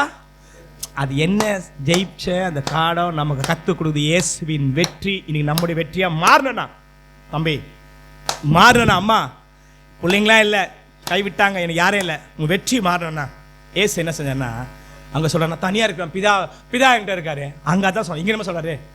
நான் பிதாவுக்கு பிரியமான செய்கிறபடினா அவர் என்னோட இருக்கார். என்னோட இருக்காரு, என்னை தனியா விடல. இப்ப நான் தனியா இருக்கிறேன், எனக்கு யாரும் இல்லை. நீ பிரியமான நேற்று செஞ்சிருப்பாயானால் இன்னைக்கு தனியா இருக்க நம்ம சொல்லவே முடியாது. அப்படி சொன்னா, அப்படி அறியாமல் சொன்னா கூட கர்த்தருடைய வார்த்தை சத்தம் கேட்கும், நான் உன்னோட கூட இருக்கிறேன். எத்தனை பேர் சொல்லலாம் அல்லேலூயா? எத்தனையோ இது மாதிரி நாங்களும் பல முறை தனியா இருக்கிறோம், தனியா இருக்க கடந்து போகும்போது நான் உன்னோட இருக்கிறேன். கடந்த நாட்கள் பல வேதனை வரும்போது நான் சொன்னேன், சில காரியம் காண்டு ஜபிச்சிருந்தேன். சிம்பிளா ஒரு நிறைய காரியங்கள் பல மாசத்துல கற்றுக் கொடுக்கும்போது ஒரு காரியத்தை காண்டு சொல்லினே இருந்தேன். இந்த பிரச்சனை அப்படியே எனக்கு எல்லாமே ஆண்டு சொல்லினே இருக்கேன். அப்போ ஒரு நாள் ஜபிச்சிருக்கும் போது அப்படியே உட்காந்து இருக்கும்போது நியாயமா தீர்ப்பு செய்யறதுக்கு தம்மை ஒப்பு கொடுத்தார். என்னது ஏசுக்கிறது. அதுல இருந்து எனக்கு வாழ்க்கை கொஞ்சம் டர்ன் ஆகி போச்சு. அப்போ எந்த பிரச்சனை வந்தாலும் அறிவிலையோ முயற்சியிலையோ எக்ஸ்பீரியன்ஸை கையாளக்கூடாது. வாட் எவர் ப்ராப்ளம், அப்போதான் பார்த்தேன் எந்த பிரச்சனை வந்தாலும் நியாயமாய் தீர்ப்பு செய்வது யாருன்னா நம்ம கிடையாது. இயேசு ஏன் ஜெயிச்சார்னா நியாயமாய் தீர்ப்பு செய்வது தம்மை. அவர் பாவம் செய்யல, அவர் வாயில வஞ்சனை இல்லை, வையப்படும் போது வயல, பாடுபடும் போது பயமுறுத்தல, நியாயமா தீர்ப்பு செய்வதற்கு. அப்போ வேதனை துன்பம் உபத்திரம் வரும்போது என்ன செய்யணும் கற்றுக் கொடுத்தாரு. நியாயமா அங்கே விட்டுருன்றான். இப்போ பைபிள் சொல்லுது, பிரியமானவை எப்போ செய்கிறபடினால் அவர் என்ன தனியா வீட்டில் நான் உலகத்தை ஜெயித்தேன் என்று சொல்ல காரணம், அவருக்கு முன்பாக மரணம் இருக்கு, அவருக்கு முன்பாக வேதனை இருக்கு, எல்லாருமே இல்லை. அந்த மரணம் வேதனை துன்பம் அவர் ஒருவர் தான் அனுபவிக்க முடியும். யாரு? அவர் ஒருவர் தான் கடந்து போக முடியும். அப்ப அந்த ஒருவராக இருந்து ஜெயிக்கணும்னா அவர் நேத்து என்ன செஞ்சாரு, இன்னைக்கு யாரோட இருக்கிறதா விஷயம். நேத்து 8 மாதம் கர்த்தருக்கு பிரியமாய் செய்வனானால் 9ஆம் மாதத்துல கர்த்தர் என்ன தனியா விட மாட்டார். கடவுள் சொல்லாம நேத்து நான் கர்த்தரோடு இருப்பேனா 9ஆம் மாதம் எனக்கு தோல்வி கிடையாதுயா. இயேசு கிறிஸ்து தோல்வி ஜெயிப்பதற்கு காரணம் என்ன? இயேசு கிறிஸ்து ஜெயிப்பதற்கு காரணம் என்ன? மரணத்தை ஜெயிக்க போற. மரணத்தை ஜெயிப்பதற்கு முன்பாக நான் ஜெயித்தேன்னு சொன்னது யாரு? சிலுவையில ஜெயிப்பது வேறையா, சிலுவையில போயிட்டு அவன் தலையை நசுக்குது வேற. சிலுவையில ஜெயிப்பது ஒரு சண்டைக்கு போவதற்கு நான் ஜெயிச்சிருவேன் யாரால் சொல்ல முடியும்? நான் போய் ஜெயிச்சிருவேன் சொல்லலாம் தோத்து போயிட்டுருக்கான், அவனை அடிச்சிருவேன் சொல்லலாம் தோத்து போயிட்டுருக்கான். நான் போய் இந்த கேம் ஜெயிப்பான், இந்தியா ஜெயிக்க சொன்ன எத்தனை இந்தியா தோத்து இருக்குது. இந்த டீம்ல ஐபிஎல் ஜெயிக்கணும் தோத்து இருக்கு. நாங்க தான் கப்பெடுப்பா கப்பெடுக்க முடியும். ஆனா நான் கப்பெடுப்பேன் சொல்லி கப்பெடுத்தவர் யாரும் இயேசு கிறிஸ்து மட்டும்தான். குட் கான்சியஸ் நம்ம வேணும். சிம்பிள் முடிக்கலாம். நீங்க கர்த்தருக்கு பிரியமானவர்களை இன்றைக்கு செய்வீர்களானால் தோல்வி உனக்கு முன்பு இல்லை. நீங்க சொல்லலாம், யோவாசின் வாழ்க்கை அப்படி இருக்காது. பரிதாபமா இந்த வாழ்க்கையில கர்த்தர் தொடங்கி என் வாழ்க்கையை பரிதாபம் முடிக்க மாட்டேன், மகிமையை தான் முடிப்பேன். எஸ் சொன்னார், நான் பிதாவுக்கு பிரியமானது நான் செய்கிறேன்ப்பா. என்னதுங்க இந்த பிரியமானதெல்லாம் விவரிக்கணும்னு நினச்சேன். அப்படி என்ன பிரியமானது செஞ்சார்? ஒரு 3 சொல்லான இருந்தேன். ஒன்றே ஒன்று தான். மத்தேயு சுவிசேஷம் 3ஆம் அதிகாரத்தை திறந்து வைத்துக் கொள்ளுங்கள். அவர் கொடுத்த சாட்சி, அவர் சொல்றதுக்கு முன்னாடி அவர் கொடுத்த சாட்சி கடைசி வசனம். அன்றையும் வானத்திலிருந்து ஒரு சத்தம் உண்டாகி, இவர் நேசகுமாரன், இவரில் அது என்ன எப்போ என்னது எது அவர் சொல்வது நம்ம சொல்ல ஆண்டவர் என்னோட இருக்காரு, ஆண்டவர் இருக்காது, ஆண்டவர் இருக்க, ஆண்டவர் எனக்கு எதை வச்சு சொல்றாங்க?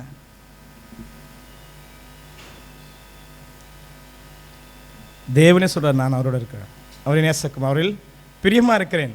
இவர் சொல்றாரு, நான் பிதாவுக்கு பிரியமான செய்யப்படினா அவர் என்ன தனியாக விட்டுக்குது இல்லை அப்படி சொல்றாரு. இதுதான் என் லைஃப். அவரும் சொல்லணும், நானும் சொல்லணும். ஏன் எந்த இடத்துல அந்த இடத்துல ஃபஸ்ட்டு இங்கே வானத்திறந்து சொல்லுறதுக்கு காரணம் என்னென்னா, பைபிள் சொல்லுது சிம்பிள் தான். ரெண்டே எதுவுமே நிறைய பேசிட்டு வந்து சொல்லியிருக்கோம், சிம்பிள் தான். கவனிங்கள், என்றைக்கு நமக்கு கிடைக்கிற கணம், நான் யாருன்னு எனக்கு தெரியும், நீங்கள் யாருன்னு உங்களுக்கு தெரியும், நீங்கள் யாருன்னு தெரியும்ல உங்களுக்கு, நீங்கள் யாருன்னு தெரியல. அதே போல் ஏசு யாருன்னு யாருக்கு தெரியும்? ஏசு தெரியுமா தெரியாதா? அவர் தெரியணும். இவர் யார் தெரியும், அவருக்கு எல்லாமே தெரியும். அவர் யாருன்னு தெரிஞ்சு, தன் உயர்வானவர் தெரிஞ்சு, தேவகுமாரன் தெரிஞ்சு, உலகத்துக்கு ரட்சகன் தெரிஞ்சு, அவர் பைபிள் சொல்லுது அவர் பெரியவர். அவர் பிறப்பதற்கு முன்பாக ஏசாயா சொல்லியிருக்காரு. அவரை குறித்தே தீர்க்கதரிசி மரியாதை சொல்லியிருக்காரு, அவர் பெரியவர், தாவீது சிங்காசனம் கொடுப்பார், அவர் தான் பெரியவர். அவர் பெரியவர் இருக்கும்போது சிம்பிள் பாருங்க, நேசகுமார் சொல்லக்கான தனக்கு முன்பாக மாம்சத்தில் பிறந்த மனிதனுக்கு முன்பாக அவர் பெரியவராக வரல. சொல்லி எப்போ சொல்லுச்சுன்னா 14 யோவான் அவருக்கு தடை செய்து, நான் உம்மால ஞானஸ்தானம் பெற வேண்டியது இருக்க. கவனிகள், ஒரே ஒரு இப்போ மட்டும் ஒரு சின்னதை விளக்கிட்டு முடிச்சிடலாம். எனக்கு நிறைய சொல்லுங்க, நீர் எண்ணத்தில் வரலாமா? இப்போ நான் இவங்களுக்கு ஞானஸ்தானம் கொடுத்தேன். நான் எனக்கு யார் கொடுத்தது? ஞானஸ்தானம் பெற்றவன் தான் என்ன பண்ணோம்? ஞானஸ்தானம் பெறாத யோவான் ஸ்தானம் எப்படி இயேசுக்கு ஞானஸ்தானம் தரலாம்? சும்மா ஒரு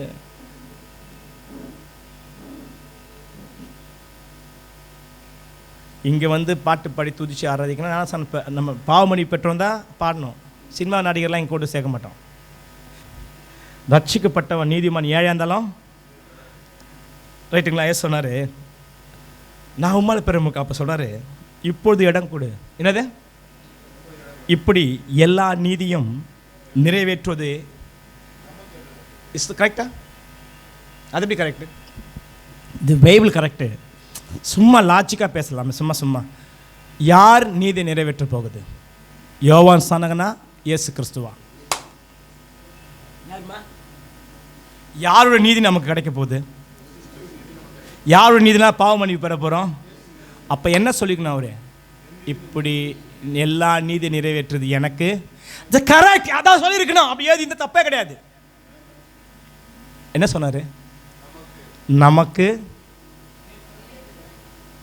அது நமக்கு ஏற்றதாக இருக்குதுன்னா, அப்போ எதை இந்த சத்தியம் கற்றுக் கொடுக்குதுன்னா, அவர் பெரியவராக இருந்தும் காமன் மேனோட ஈக்குவலண்டாக வச்சுக்கிறார்.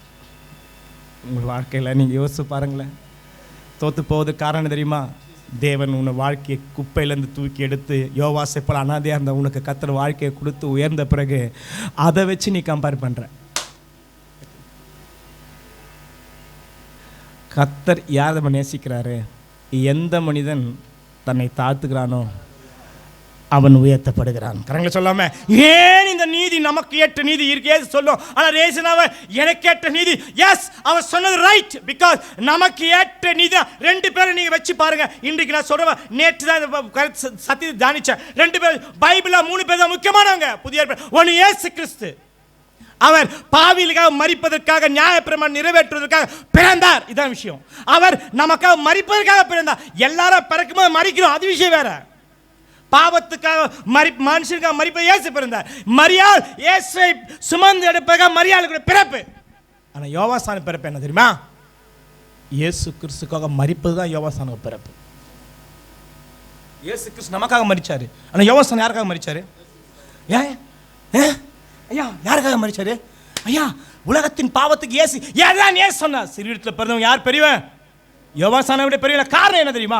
சொல்லட்டுமா? இது வரைக்கும் நம்ம அந்த அதை பற்றி பேசிருப்போம். இப்போ பேச சொல்லட்டுமா? ஏதமா நான் கேட்குறேன். அவரே நீ அவரே நானே உம்மால் ஞானஸ்தானம் பெறும் இருக்க, நீ ஏன் பெரிய? ஏசு சொல்லுது, பைபிள் சொல்லுது, ரட்சிக்கப்படுறது ஞானஸ்தானம் கொடுக்கணும். ஞானஸ்தானம் கொடுக்கணும். பவுல் ஞானஸ்தானம் கொடுத்தாரு. ஏன்? ஏசு கிறிஸ்து யோவான் சண்டை கிட்ட தெரியுமா? யோவான் நான் சொல்றது, ஒரு தண்ணியில் ஒருத்தர் ஞானஸ்தானம் எடுத்தாங்க. அது பெருசா, பசுத்த ஆவி பெற்றது பெருசா? எதுமா? 1000 பேர் ஞானஸ்தானம் எடுக்கிறீங்க, பரிசுத்த ஆவி பெறுறதா என்ன பண்ணுறது? ஏந்தம்மா ஞானஸ்தானம் என்பது கீழே இருக்கிறது. பரிசுத்தாவி பெறுது உன்னதத்திலிருந்து ஞானஸ்தானம் பெறுது. ஞானஸ்தானம் என்பது ஒரு மனுஷனால் கொடுக்குறது, பரிசுத்தாவி பெறுது கர்த்தரால் கொடுக்குறது. ரைட்டுங்களா?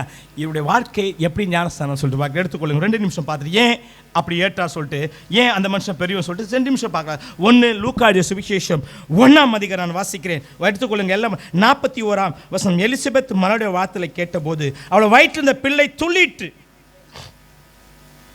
என்னதுங்க? எலிசபெத் பரிசுத்தாவில் நிறைந்து. என்னதுங்க?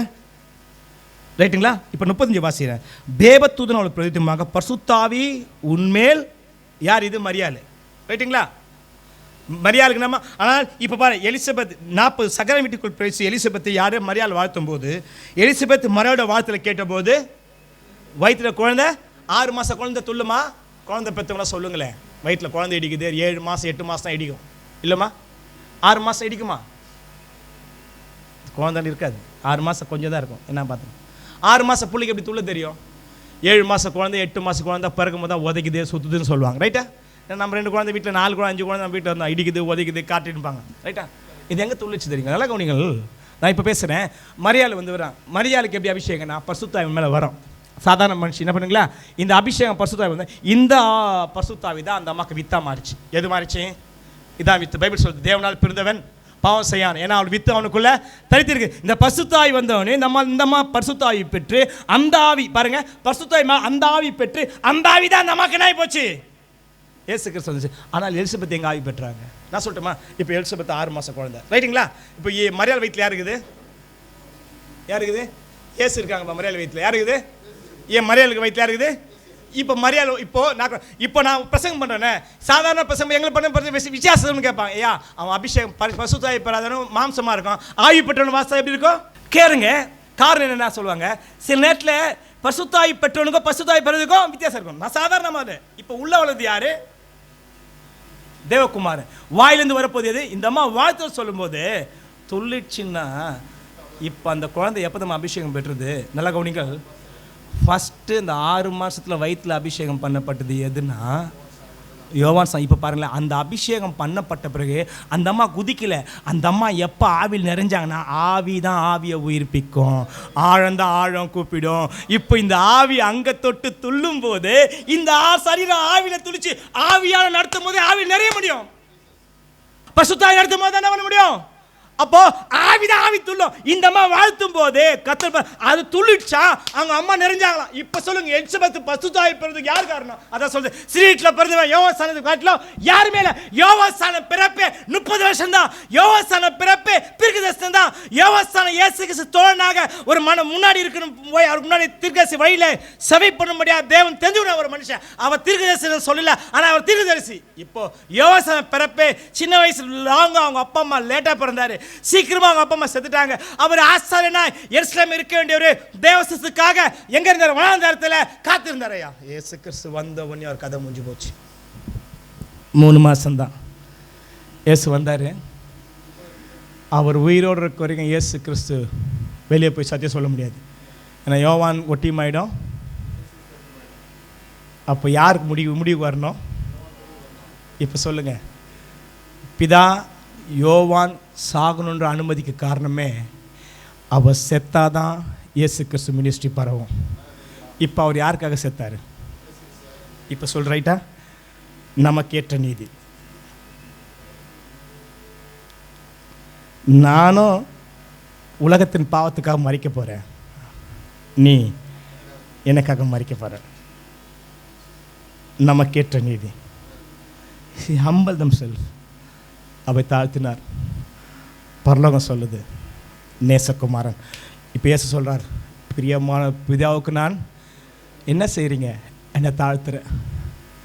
நான் தனியாக இல்லை. அப்போது மரணத்தை ஜெயிக்கணும்னா, உலகத்தை ஜெயிக்கணும்னா, வெற்றியுள்ள வாழ்க்கை வரணும்னா உங்களுக்கு கொடுத்தது அல்ல, நீங்கள் கர்த்தருக்கு முன்பாக தாழ்மைப்படுவது.